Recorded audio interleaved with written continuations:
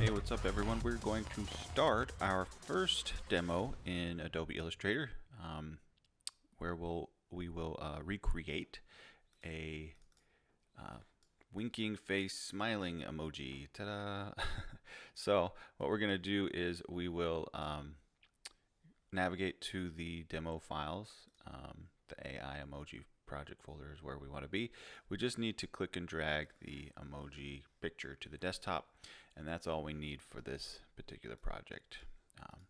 Then go ahead and open up Illustrator, and we will create a new document, file new,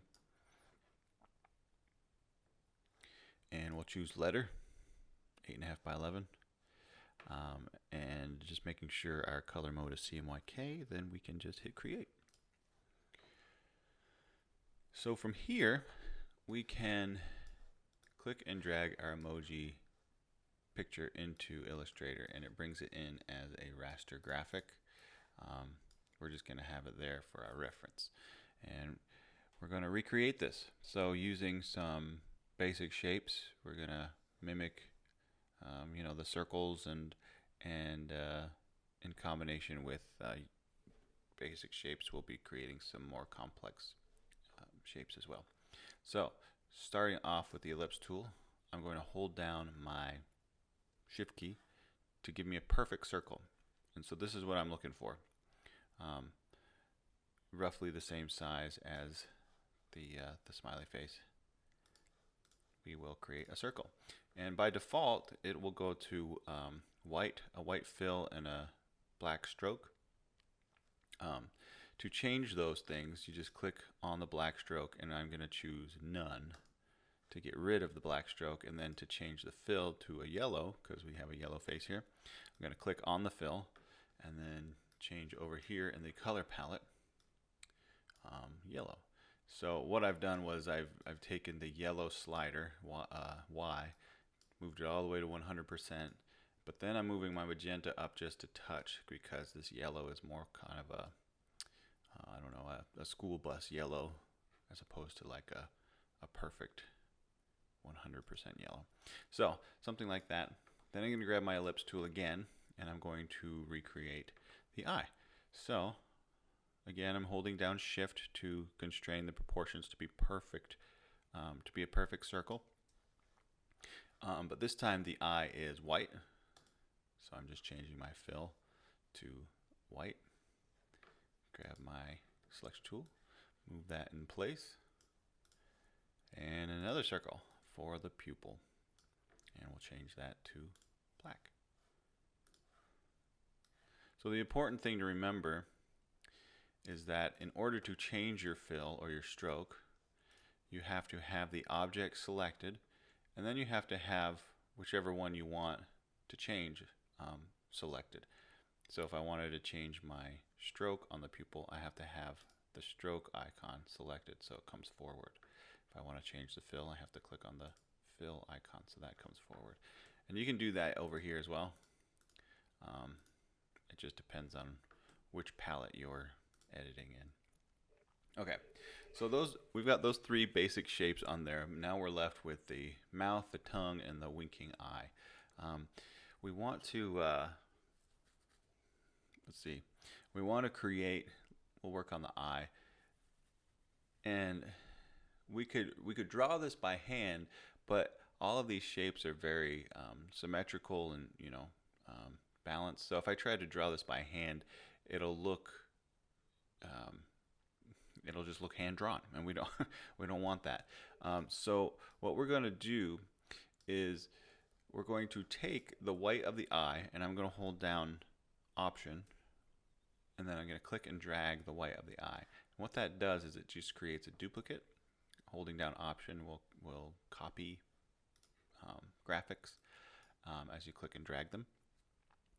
And then I'm going to grab my ellipse tool, and I'm going to draw a very long, narrow oval right over top of that white circle there. And what I'm looking to do is create this kind of crescent shape, because what I'm doing here is I'm taking two shapes and I'm going to combine them together to create a custom shape. So these are two basic shapes, a circle and an oval. But when intersecting them, I can then create this crescent shape. I can create this kind of, half circle shape, and I can even create this shape here that, is just a more complex shape. But what I need is the Pathfinder tool to knock these shapes out. So I'm going to go to Window. Oh, Pathfinder is already up. Where are you? Oh, it's on my other. On my other monitor. Okay, so right here, you can go to Window, choose Pathfinder, and it will bring this palette forward. So we have two sections here. One is the shape modes and one is the pathfinders. So what this will do is when you select two or more shapes together, and we can do that by clicking and dragging over them, so both of them are selected, I'm going to choose the second option in from the shape mode. So I'm going to say minus front, and it knocks everything out except that little bit there. So you can see kind of where we're headed here. I'm going to then grab my white arrow tool, and I'm going to select the center of it, and it's going to reveal these little white circles in the corners. If I click one of those white circles and drag toward the center, you'll see that it rounds my corners. I don't want to go too far, but I'm just going to round them a bit to mimic the round edges of the winking eye. Okay, so there we have it. Now mine is a little tall, so I can even just squash it some. So I'm going to select that, and then I'm going to choose somewhere in the oranges, and then from there hone in on like a brown color. Yeah, something like that. Click and drag, and voila, I have a winking eye. All right, so we're going to do the same thing, but for the mouth. So I'm going to hold my shift key. The nice thing about this is it holds the same brown as I've just used. But now I'm going for this crescent shape that is on the opposite side. So I've got this circle, but I'm going to want the bottom crescent from this one. So I'm going to draw an oval, and I'm looking at that bottom intersection down here. And that's kind of what I'm going for. So if your oval doesn't quite fall center, you can just release and then put it into place afterward. But when I select them both, I can then just choose minus front, and whammo, it knocks it right out. And that is a little big, so I'm going to make it a little smaller. And with my white arrow tool, I'm going to click these little white circles to give me the rounded corners in the corners there of the mouth.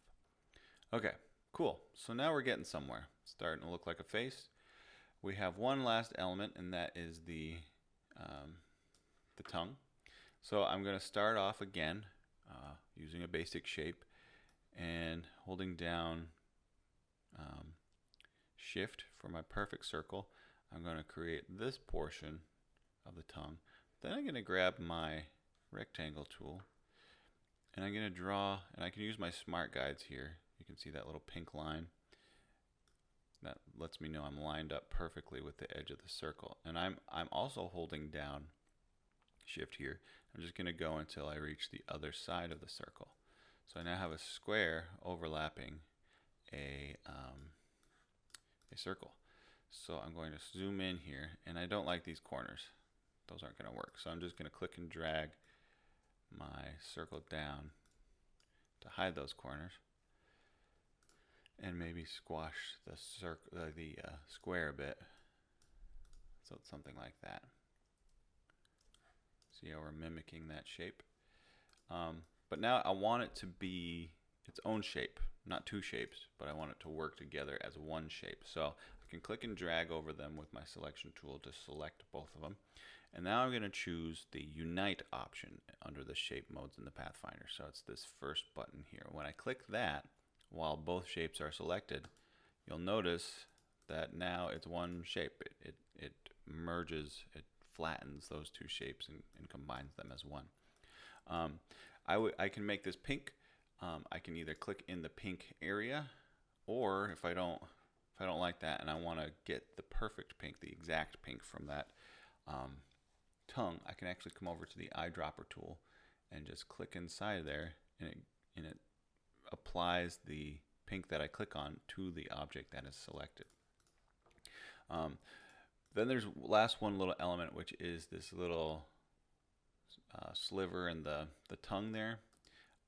That I can create with the pen tool. And what I'm going to do is I'm just going to create a very crude triangle, kind of narrow, just by point. All you have to do is click. So you click once. The temptation here is to click and drag, but you don't want to do this with the pen tool for this particular application. We're just doing a single click, and then another click, and then another click, and then we're going to close the shape by clicking on the original anchor point we created at the very start. Okay, so we have this triangle here, and what I'm going to do is I've got my selection tool, and by selecting it, it puts the bounding box on it. So I'm just going to squash it even more so it's that much more narrow. And I'm going to lay it on top of the center of the tongue. And you can see here that I'm creating this, this little sliver. So when I select them both, I can choose minus front again, and it knocks it out just like that. And we can put that into place. So there you have it. We have our very own emoji winking face, our very own winking face emoji. However, this is kind of the flat version. We obviously see these changes of color, you know, from dark to light. Kind of have this glossy finish on it. So we're gonna push it even further, so that we can make it look as exact as possible. So that will involve a thing called gradients. And so we can go to the Windows palette, choose gradient. And what you want to do here is have your color palette pulled out as well as your gradient palette, because these two are going to work together for this. And I'm just going to show you a quick I guess definition of what a gradient is and how it behaves before we actually apply it to the face. So if I click my rectangle tool and I create a rectangle, right now it has a pink fill. But with my gradient palette, I can actually click on the gradient swatch and it applies it to the rectangle. Now gradient is really just two colors or more that blend together, right to left, top to bottom, center to the outside border. And these colors, you can have as many of these colors in your gradient as you want, and they can be whatever color you want. The kind of anatomy of a gradient is found over here in this gradient slider. This little white circle represents the white in the gradient, and then this little black one represents the black one over here. If I click underneath, I can add more of those colors inside the gradient, and I can move these around. I can also click and drag them down to delete them. But you must always have at least two colors in a gradient in order to create a gradient. And so, like I said, you can move them around. You can see how they reflect on the shape as you do that. So you can move the colors around, but then you can also move the center around, which kind of dictates how sharply the gradient is ramped from one color to the next. You can change these colors by clicking on the little circle, and then in your color palette, you'll notice by default it goes to black and white.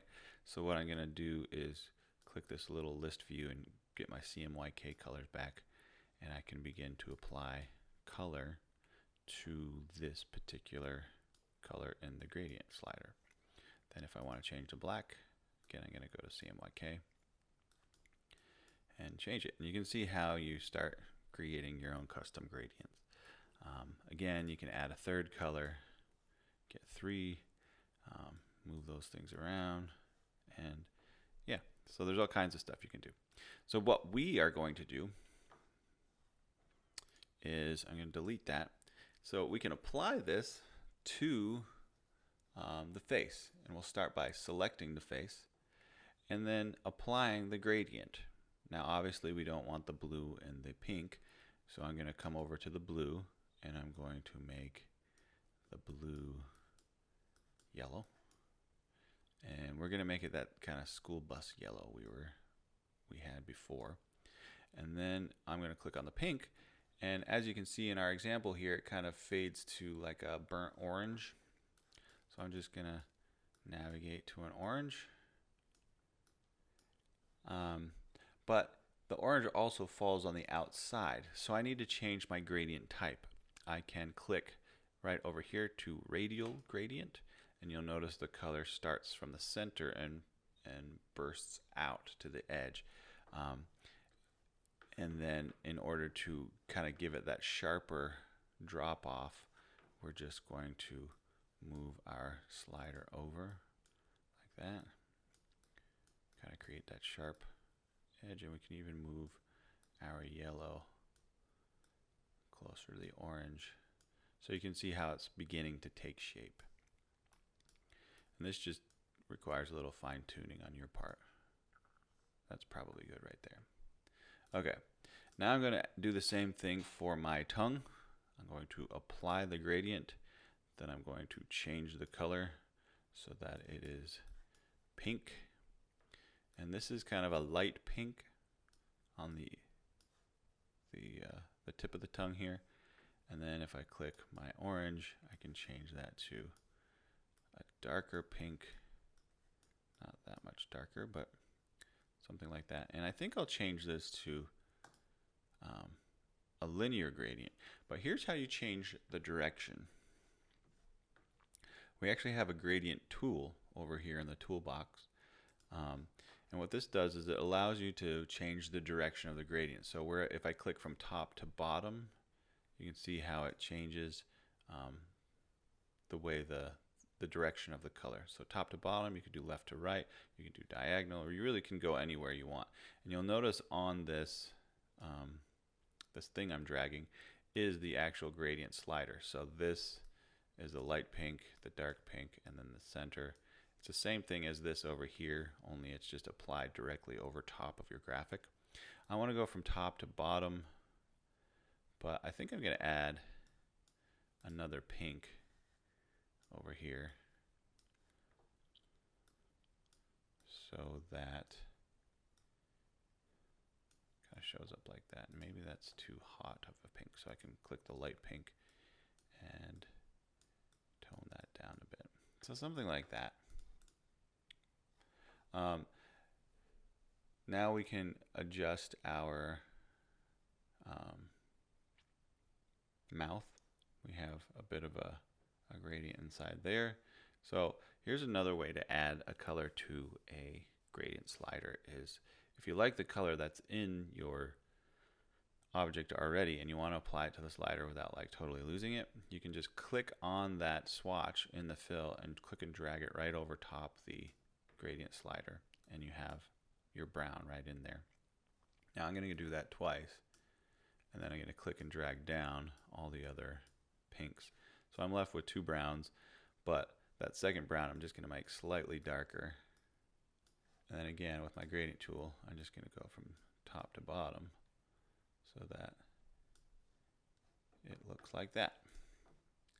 The eye is going to be pretty much the same, so I'm just going to click that existing gradient to apply it, and then I'm going to go from top to bottom there as well, something like that. Okay, Now our last one is in the eye. We have kind of this shadowy border. So I can apply the gradient, change the brown to white, and change this brown to black. And I want to use a radial gradient here, and then just ramp up the sharpness of the white. So it's just a faint black border like that. And I might even, instead of black, I might even go like a light gray. So something like that. So we're getting close. The last step would be to kind of create this, it kind of looks like a glossy shine on his forehead here.